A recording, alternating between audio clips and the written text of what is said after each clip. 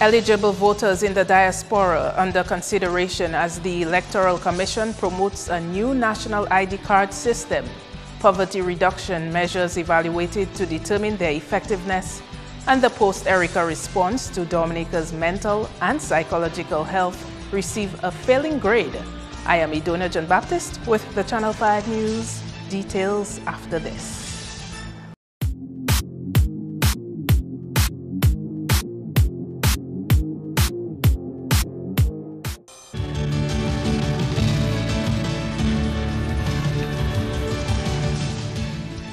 Topping the news, Dominicans residing overseas are not left out of plans by the Electoral Commission to enroll eligible voters under its new National Identification Card system. The Commission made this known when it kicked off its first in a series of town hall meetings in Portsmouth on Tuesday evening. Chief Elections Officer Stephen Larrock says an individual will need to be enrolled under the new system to be issued an ID card.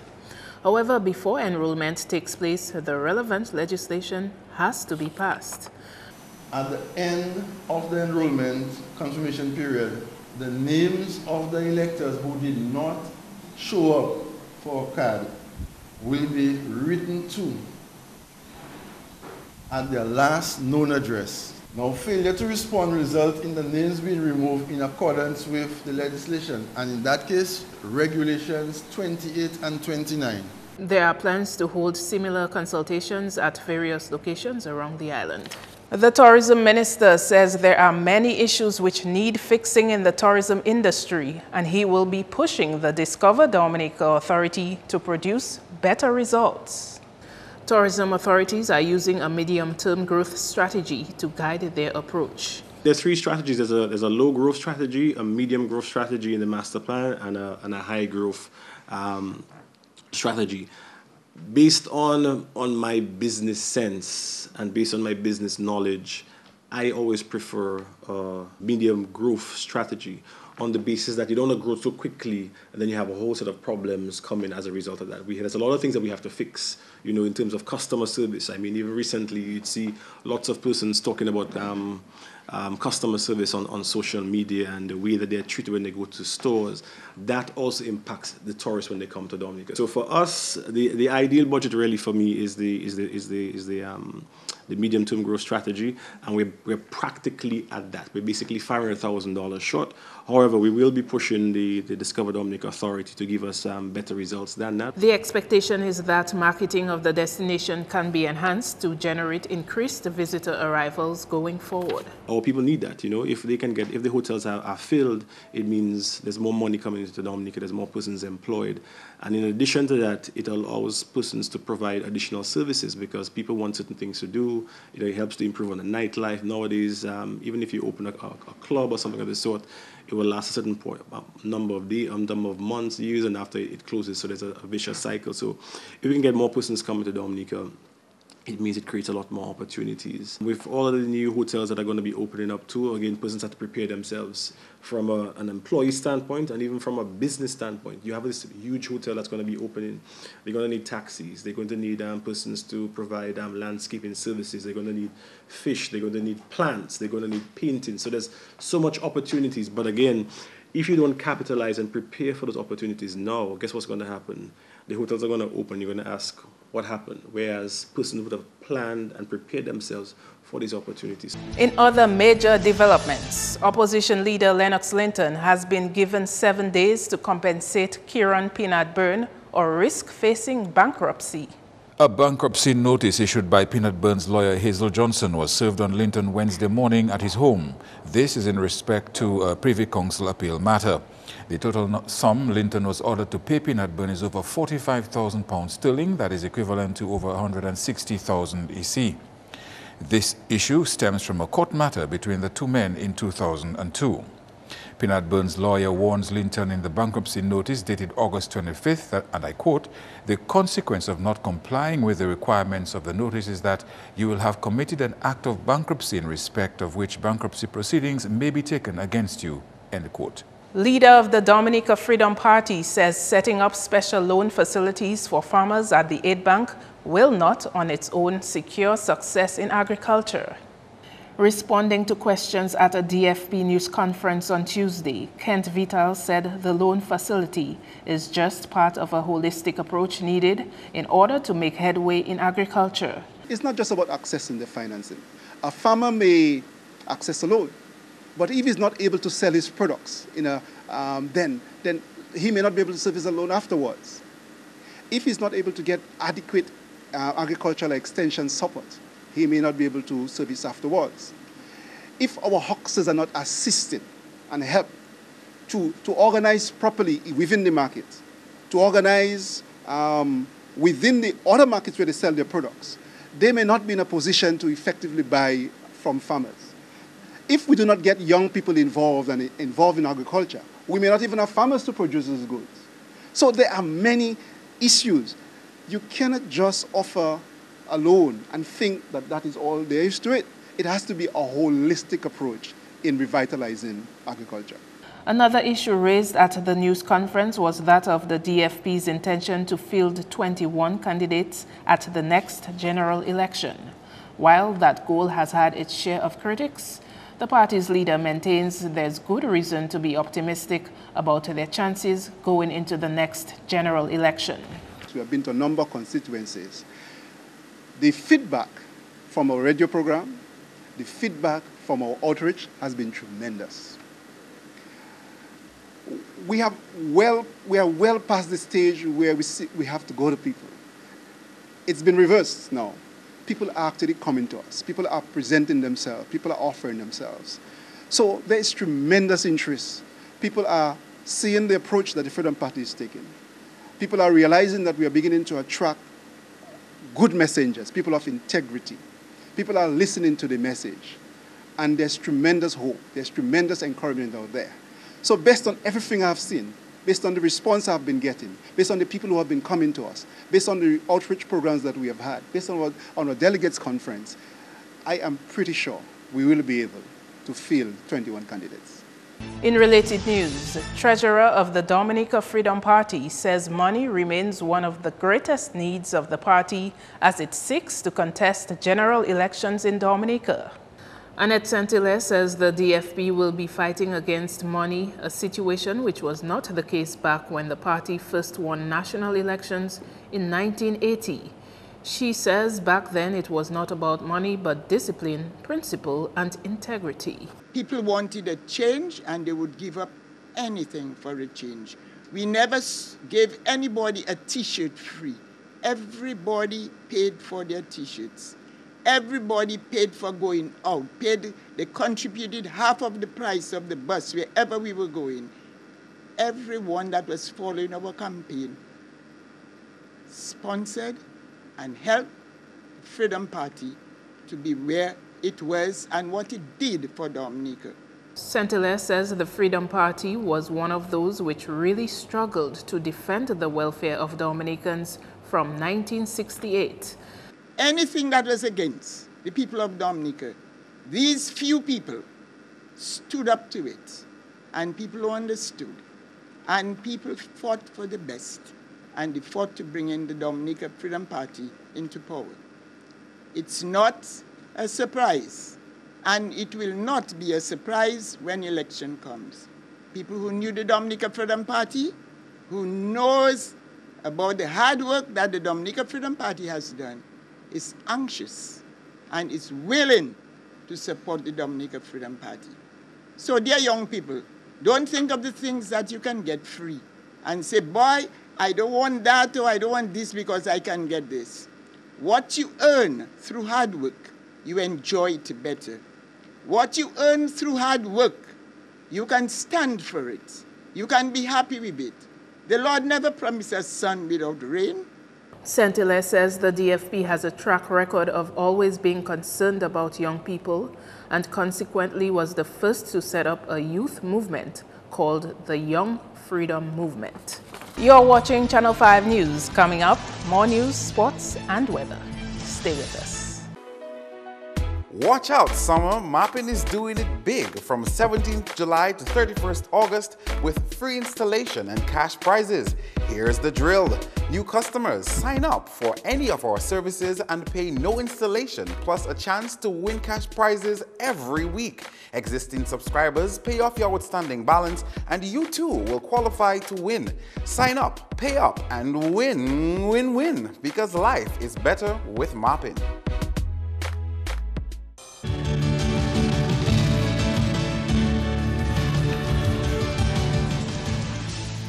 Welcome back.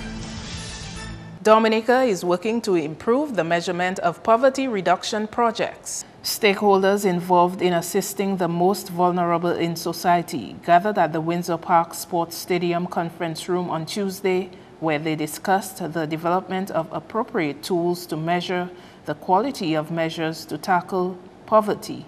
Director of the Bureau of Gender Affairs, Dr. Kira Paul, is national focal point of the multi-dimensional approach to poverty reduction project. So the approach, the multi-dimensional approach is trying to capture all the different situations that affect localities as well as individuals and as well as groups.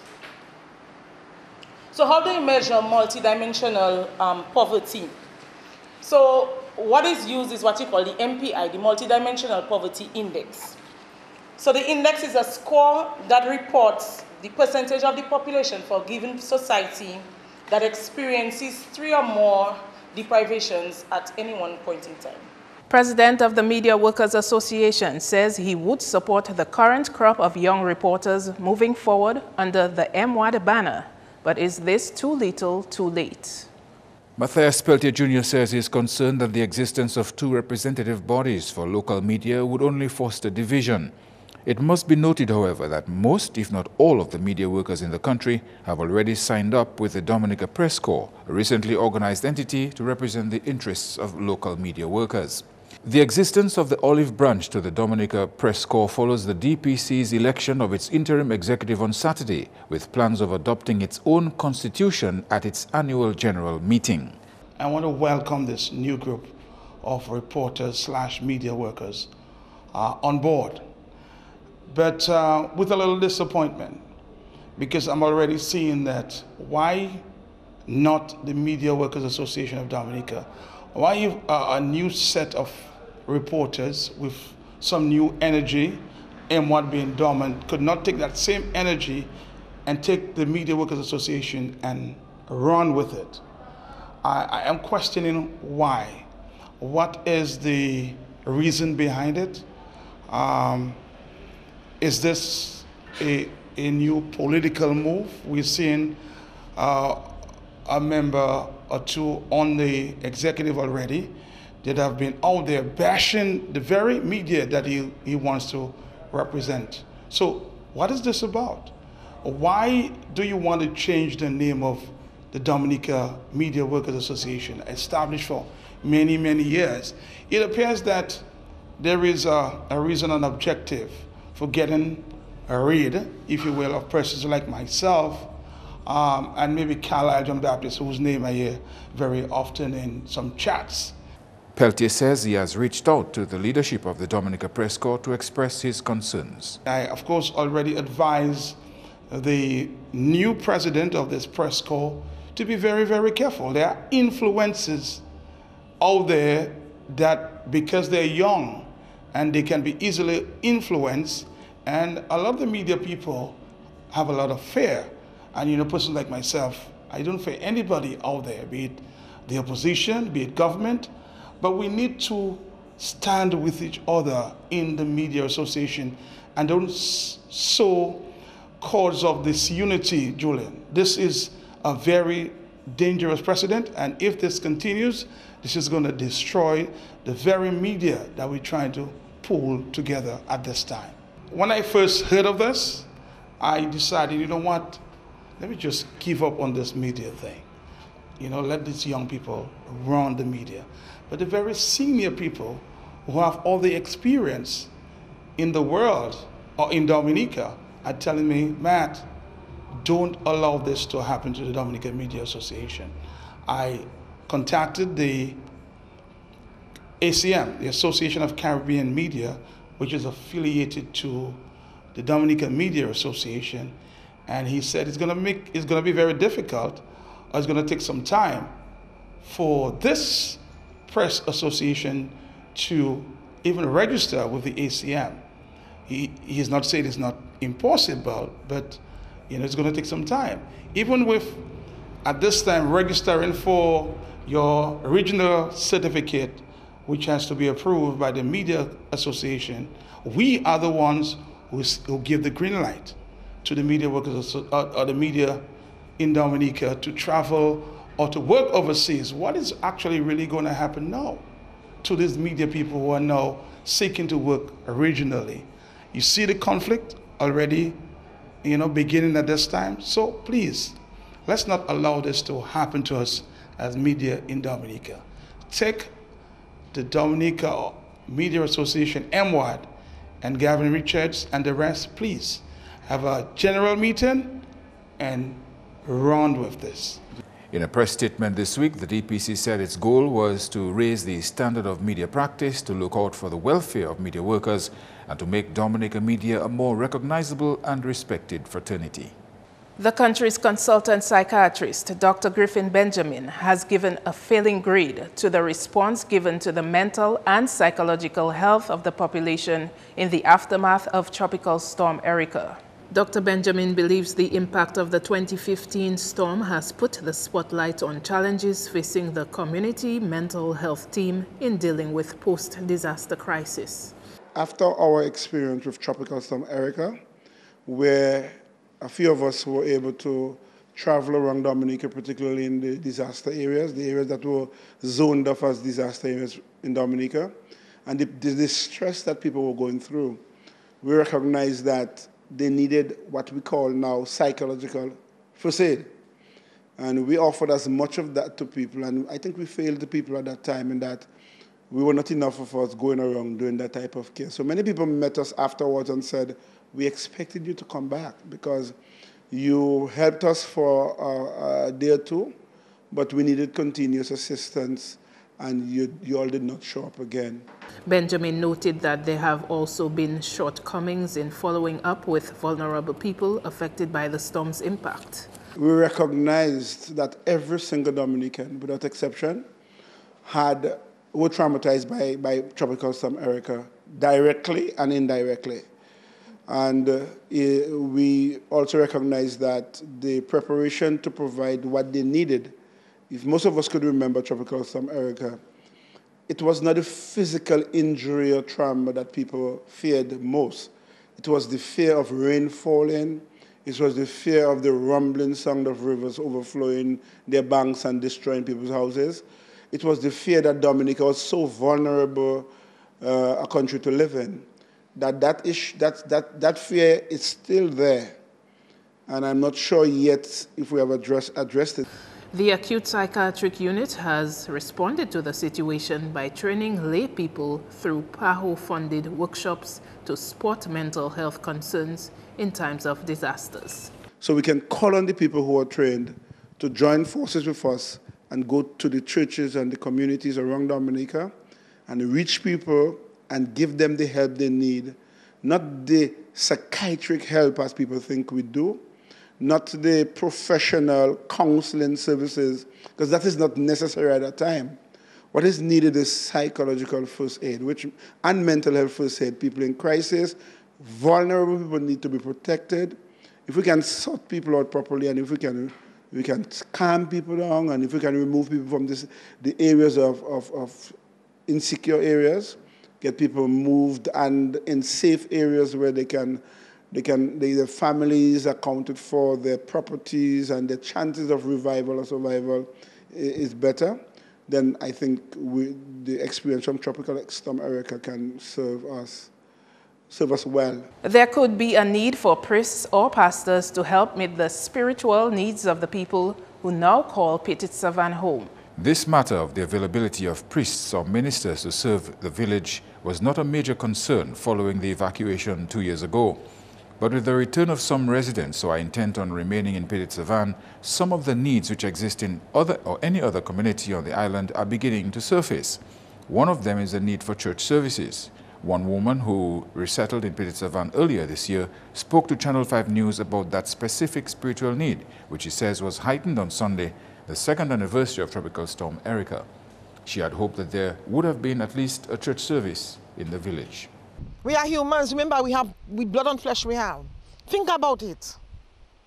Even the pirates should be thinking about it as well, just like the government.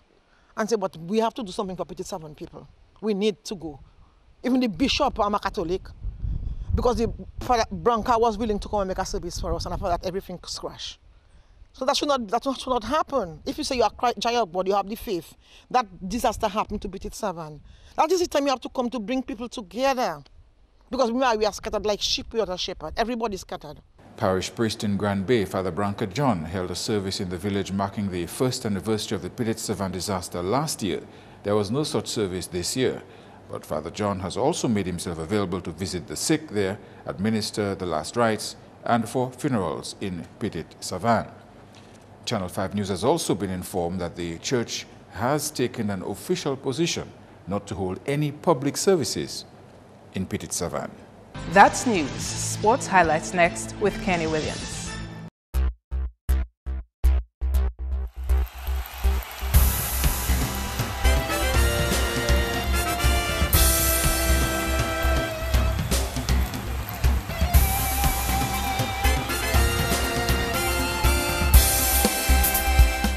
On the football scene, 6 students here will be better equipped to tackle school and football complements the inaugural Dominica Football Association Scholarship Program on Wednesday.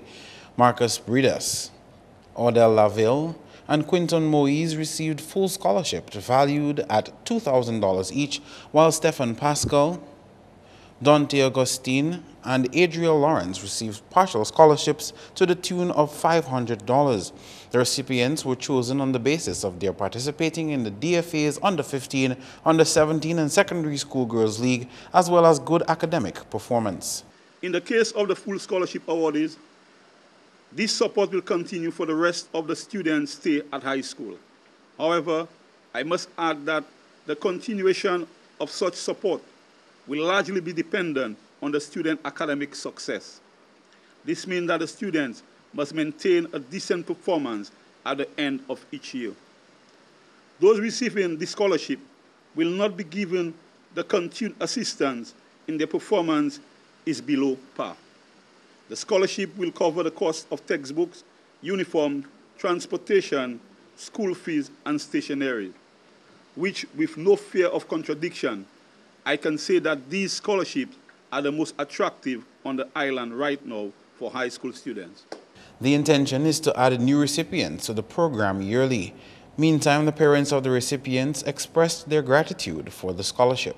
I'm thankful and grateful for the favor of God, that you considered my son to grant that scholarship, which will go a long way. On behalf of Quinton, I would like to say thank you.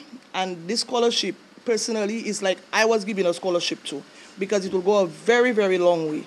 And I feel it also makes a statement to the children, to the students, that confidence are being placed upon you, you're chosen, and I feel that it should be a way, or it should actually be a reason for you to push, not just in football, but in your schoolwork. Sports continues with cricket, where captain of West Indies team Jason Holder says Tuesday's win against England in the second test was a confidence booster following a miserable first test. West Indies defeated England by 5 wickets in the second test on Tuesday, with Shy Hope making history in Headingley as the Windies ended a 17-year drought in England to level the series 1-1. No, it feels really good, especially after the game in Edgbaston. It was a tough loss. And, a lot of teams would have crumbled coming back into the second test match and probably not giving England the fight that we gave them. I just want to say credit to every single member of this team, I said at the beginning of the test match that I backed these guys to rebound. And, no better way to do it. Outstanding effort here by Shea as well as Craig. I thought they led the batting tremendously in this entire game. I think everybody's looking forward to this test match here at Lords. For many of us, it's a childhood dream, to play a test match at Lords, and to be coming into Lords, with a chance to win this series, I think is significant for us. Meantime, sports consultant Joseph Thomas believes the Windies displayed a much-needed fighting spirit to win the second test on Tuesday. We, as black people, have a deep resolve and deep reserve. And sometimes, most times, for us, when our backs are against the wall, we pull out the stops. And as you heard it, having been defeated and the sort of things that were said in the English press about the West Indies team, this is the worst West Indies team that has ever toured England, that sort of thing. We had to make a statement, and you know, the way that Shai Hope and Brathwaite and the others, and in fact every team member pulled it off, were able to perform, tells you that there is this gusto within the guys. We just have to give them time. Next up, President of Dominica Olympic Committee Billy Doctrove is calling on all affiliated sporting associations to improve on the standard of service delivered to local athletes. His concern stemmed from the committee's first 100 days in office, where he noted a number of improvements that should be made if sports in Dominica is to progress. Too many of us are not prepared at all. I have been to 4 tournaments since I became president, and after the investigation, about 80 to 90% of our athletes on those tours were not adequately prepared. We found ourselves losing by embarrassing margins, and that cannot continue. We have decided to take a closer look at the standard of the tournaments that we are taking part in vis-a-vis our own level of performance. Meantime, sports consultant Joseph Thomas gave Doctrove a thumbs up on the DOC's report of their first 100 days in office. It is, if you want to call it, the biggest association in Dominica. In fact, it is the biggest association in Dominica because it is the umbrella body for so many associations, and you cannot operate as if you're doing something from the backyard of your house or the veranda of your house, whatever it is. You have to give it the fillip, the impetus that it deserves, and I think the Dominican Olympic Committee under Billy Doctrove is going the right way. You heard of talk of getting a CEO in, for instance, meeting or having meetings with the different associations, the different executives, chatting the way forward, developing this club structure for Dominica, the whole question of the athletes and the representation, how they go out, how they present themselves, that sort of thing. These are all concerns of the Dominican Olympic Committee. Back with more cricket, where Sohaili Tanvir's electrifying opening spell of 4 for 2 ended up short-circuiting the Barbados Trident's batting order as Guyana Amazon Warriors completed a crucial season sweep over their main competition for the final Caribbean Premier League playoff berth with a crushing 99-run win on Tuesday. Batting first, Warriors made 158 for the loss of 8 wickets, with the highest scoring batsman being Jason Mohammed's 42. Set 159 to win, Tridents were all out for 59 in 13.4 overs. Their top run scorer in that match was Akil Hossain's 17.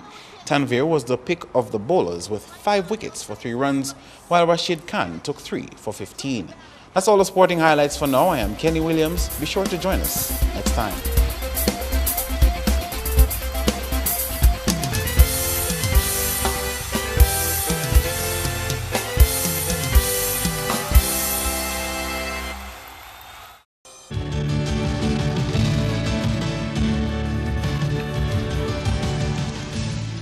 Time now for your weather update. Good evening and welcome to the weather broadcast. I am Theron Honoré. Let's begin with some satellite imagery, which showed some cloudiness, which was associated with a trough system, which affected the central and southern portion of the island chain today. Our visible satellite imagery showed some multi-layered clouds, which were present across Dominica today. Our radar imagery indicated some scattered showers across the island chain today.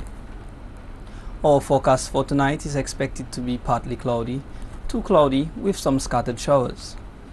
Our forecast for tomorrow is also expected to be partly cloudy to cloudy with some scattered showers. Sea conditions are expected to be slight to moderate, with waves peaking up to 1.5 meters or 5 feet. Our 3-day forecast for Thursday, Friday and Saturday is expected to be partly cloudy to cloudy with some scattered showers. Taking a look at the Caribbean, tomorrow we expect some partly cloudy to cloudy skies in the northern portion of the island chain with some scattered showers. In the southern portion, we expect cloudy skies and some scattered showers. For the international cities, for New York and Beijing, we expect some partly cloudy to cloudy skies. For London, we expect partly cloudy skies with rain. And in Miami and Caracas, we expect thunderstorm activity. The sun will rise tomorrow at 5:52 a.m. and set at 6:18 p.m. Please remember that we are in the hurricane season. To keep yourself updated, call the weather hotline at 447-5555 or visit our website at www.weather.gov.dm. Thank you for viewing and have a good night. To end the news, the headlines again. Eligible voters in the diaspora under consideration as the Electoral Commission promotes a new national ID card. Poverty reduction measures evaluated to determine their effectiveness, and the post-Erica response to Dominica's mental and psychological health receive a failing grade. Feel free to contact us at news@marpin2k4.com. You can also access our past newscasts on our YouTube channel. On behalf of the production team, I am Idona John Baptist, and to all our viewers around the world, thank you for watching. Join us tomorrow.